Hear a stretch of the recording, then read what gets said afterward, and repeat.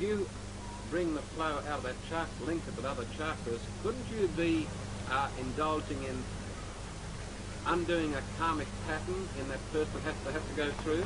Very good idea, because I think you people I know the question is this, that he's saying that if you try to clean the chakras, you will be undoing the karmic cycle and all that. You see, this is typical things that are being circulated in the West, you see. That you have your own karmas, you see, and we are the gurus. So you have to go through your karmas, you must suffer for your karmas. You see, like that is there. Now, this theory was all right before Christ came in, not after his coming. And why are they here then? Why are we paying them? For what? You better pickle them out. They are worth nothing, because they just take money from you, and we have to go through our karmas. They make you dance, jump, go into all kinds of things, put spirits in us and say you are suffering your karmas. Why should we suffer? Actually they should suffer for our karmas, minimum of minimum. No, Christ has done that for you. He has taken all his karmas, your karmas upon himself. He has made way for us. That's why you have to pass through him. Once you pass through him, through Agya Chakra, your karmas are sucked in by. That's your ego. It's the only ego that says you have done this wrong and that wrong. You see, an animal doesn't think that way.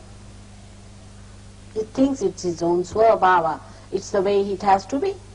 But it's only the human beings who think, I've done this wrong, I've done that wrong, I've done this good, that bad, because we have ego.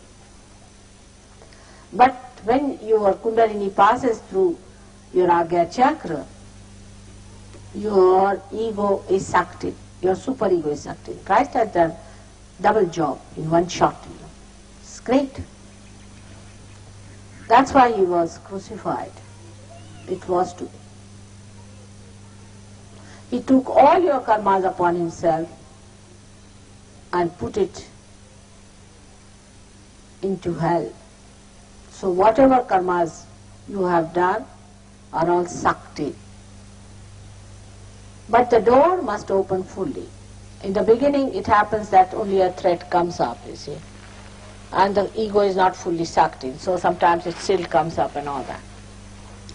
The best weapon to get rid of them is to forgive others.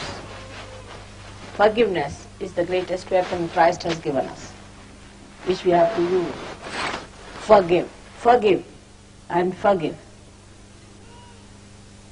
That's a very good way. Lord's Prayer is the solution for your Agya Chakra. You'll be amazed. You have to say Lord's Prayer after realization to open your Agya. Then you become thoughtlessly aware. After realization, again I say not before realization.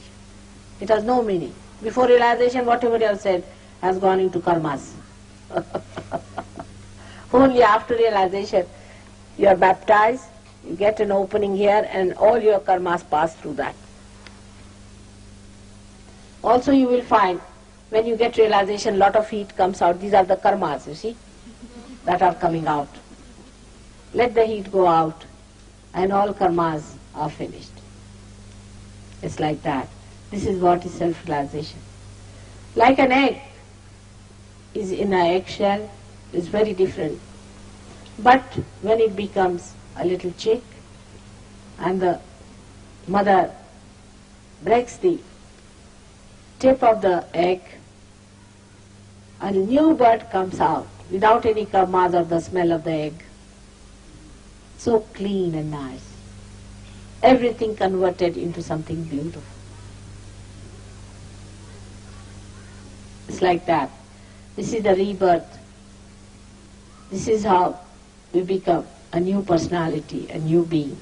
So don't forget about your karmas after your realization. Alright? He has said it, that he died for your sins. Didn't he? And the wages of sin is fear. If you still have fear within you of your karmas, you are still sinning. There should be no fear about it. Do not have any guilt I've been telling you not to have any guilt. What can you do? What sins can you commit? Do not have any fears. This is very common, as I told you the other day, left Vishuddhi. I have to talk about it quite a lot. It's so common in Australia, in America, and in all the Western countries, to feel guilty. Everything collapses there, and nobody can rise through the Agya, because it collapses down here onto left Vishuddhi, where you feel guilty. What are you feeling guilty about? And why did Christ come on this earth? You are just wasting his incarnation by feeling guilty yourself. He has taken all your guilt upon himself. What do you think he was? He was Omkara. He was Pranava. He was the Word. He was that power.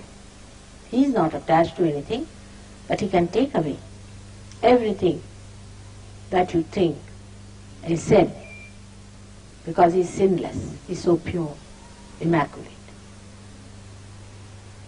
All right? Does that give you some hopes? Or still you are indulging into your own miseries?